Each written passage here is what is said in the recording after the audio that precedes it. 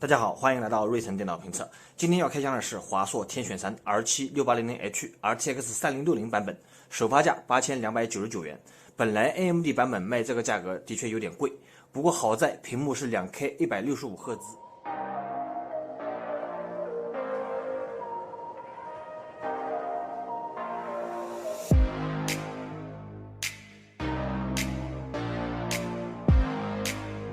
裸机2100克，电源适配器720克，旅行重量2820克，这个重量相当可以，和爱影8基本上差不多。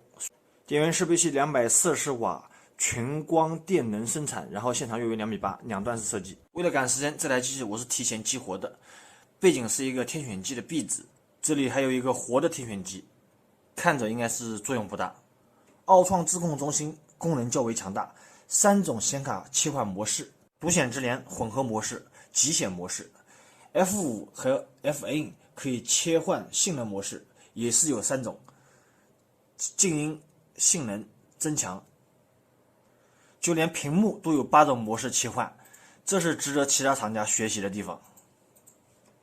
当然，这里还有很多模式，就需要你们自己来研究了。我们已经开启了增强模式和独显直连模式。主板BIOS的版本是 FL507RM304，下午刚刚更新的。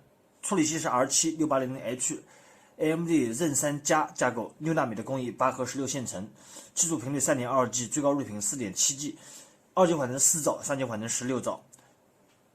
显卡是 RTX 3060，我们的老朋友了，然后 6G 显存，海力士的颗粒。内存是三星的 16G DDR5 4800频率。屏幕为奇美 CMN1540 15.6寸，至少它盒子上是这么写的。屏幕比例为16:9，分辨率为2560×1440，在 Win11 上面好像没有那种模糊的感觉。刷新率为165赫兹，100%的 DCI-P3 色域，实测98%，支持 DC 调光，这是色调响应和灰阶。最大亮度为335尼特。硬盘是三星的 PCIe 4.0 固态，读取2700多，写入接近4000。无线网卡是联发科的 MT7921 WiFi 6，这是卢拉斯的跑分新版。性能模式下，显卡110瓦到115瓦，启动的时候有轻微电流声。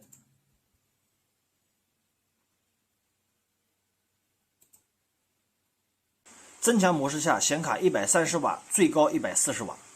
稳定135也基本上没什么问题。软件跑分方面 ，R7 6800H 与12代 i7 12700H 差距较大。CPU Profile 单核弱了 6%， 多核弱了 14%。Cinebench R23 单核弱了 17%， 多核弱了 20%。一方面，12代酷睿大小核的架构的确是领先。另一方面 ，AMD 3级缓存少了8兆，内存带宽和延时都不如英特尔版理想。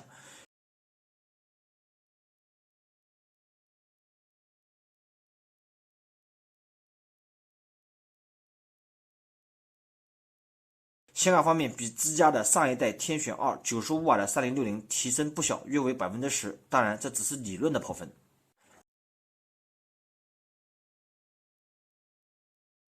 来到游戏测试部分，2560×1440的分辨率下，超高特效大型3A 游戏基本凉凉，只能降低特效才能满足。1920×1080P 分辨率下，大型3A 游戏除了地铁离去全部通过。虽然号称140瓦的3060，但是打不过暗影精灵7 i7 1270H 115瓦的显卡。可见光给显卡加功率也不一定有用，当然这里是有处理器不一样的变量，英特尔版的天选3才更有说服力。不过价格已经1万了，没有性价比。英雄联盟 2K 分辨率下 FPS 约为200帧左右，225、230、200。1920×1080分辨率也差不多。这个游戏要求不是很高。CSGO 2K 分辨率，中路这边的 FPS 约为200帧左右。1920×1080分辨率在中路这边好像也是200左右的 FPS， 差别不是很大。在 A 门这边大约300帧左右的 FPS。2560×1440分辨率下特效是超高，然后在野区的 FPS 约为100几帧，100帧左右。CPU 的温度是90度，占用率26%， CPU 的功耗是46瓦，频率 4.1G，GPU 80度，占用率99%，频率1650，115瓦，看好了啊，跑不到140瓦啊。然后他两个人就在进行互相斗争一样，一会我抢你一点电，一会他抢我一些电。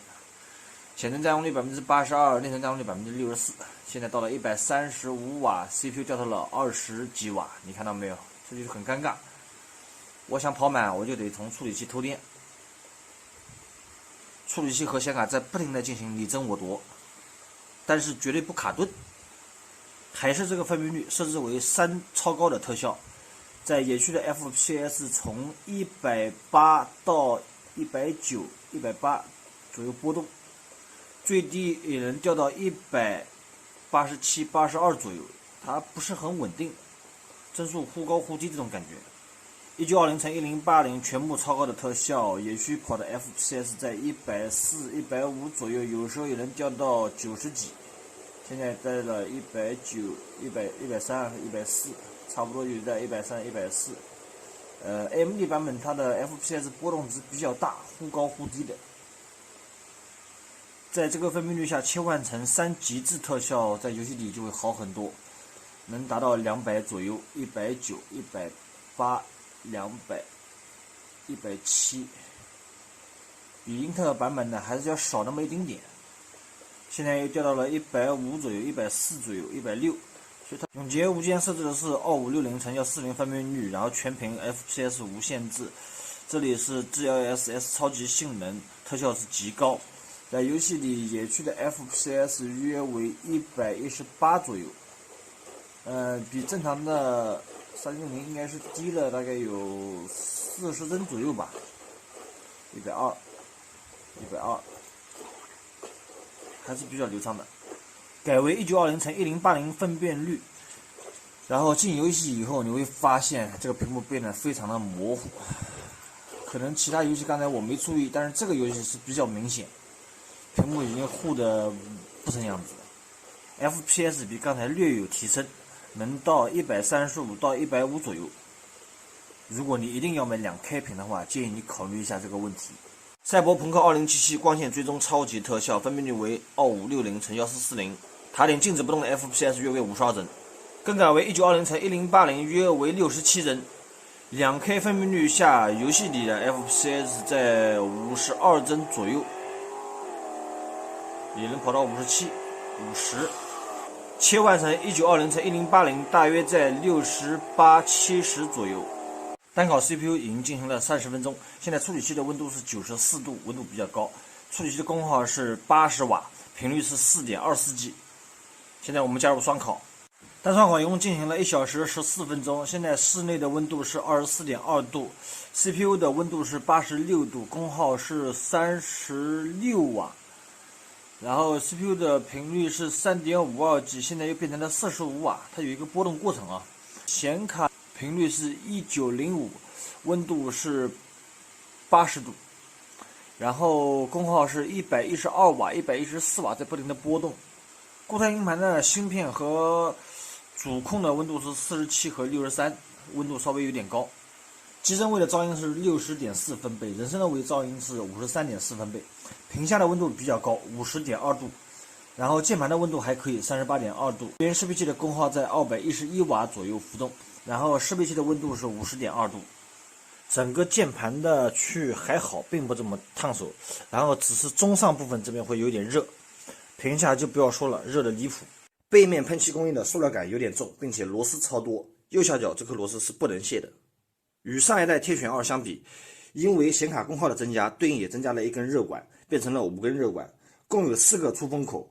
风扇叶片比上一代多出了1片，并且更薄。电池为90瓦时，当你使用电池的时候，会自动从增强模式切换成性能模式。共有2个 M2 接口，支持 RAID 0，2个硬盘的位置都做出了改动。机身右侧的接口是通过数据线连接在主板上面的。扬声器的体积也变小了，音响效果还可以，毕竟搭载的是杜比音效。内存条的2侧都有屏蔽层，然后是4颗粒的。这些游戏本相机都差不多。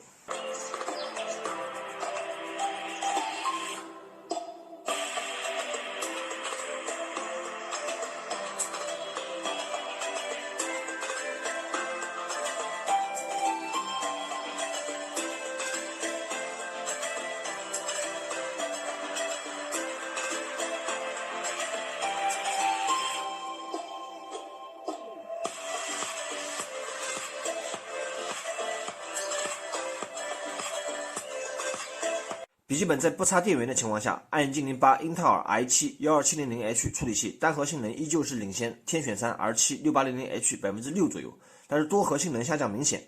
CPU Profile 多线程相当于打了对折，而 AMD 6800H 仅降低 15%。TimeSpy 显卡方面，不插电源，暗影精灵8性能损失了 55%， 天选3性能损失了 63%。这就意味着不插电源的情况下， AMD 游戏本办公性能损失不大，但是打游戏不如英特尔。对比上一代天选2 95瓦的显卡，天选3的性能的确进步了。和其他品牌一样，号称140瓦的功耗打游戏实际只有115瓦。好在锐龙处理器的满载功耗仅有45瓦就足够了，平时还能让你偷点功耗，换成英特尔的处理器怎么偷？140瓦的3060更像是一个厂家迎合消费者的噱头，这个问题已经从去年讲到现在了。厂家的优化和散热可能比显卡功耗来得更重要。缺点：1. A 面金属材质 ，RGB 背光键盘，两开165赫兹的屏幕，就问你还有谁能做到这个价格？2. 机身重量仅2100克，一线梯队里最轻的不为过。3. 日式灰和魔幻星的配色加上本身不错的颜值，颇受年轻人喜爱。缺点：1. 风噪和温度比上一代有所提升，当然这是必不可免的。2. 拔掉电源以后会降低屏幕刷新率，这个问题我不能忍。3. 没有雷电4且不支持 PD 充电。当然内存和固态都是三星的，也是好评，不过能不能保持是个问题。混用现在很普遍。下面是回血时间，原价8299元减300元，7999元。不介意被我使用过，有少许的使用痕迹，愿意帮忙回血的小伙伴，某宝搜索瑞腾电脑评测，找到回血链接，拍下即可。感谢大家的点赞、评论、关注、转发、投币，我们下期见。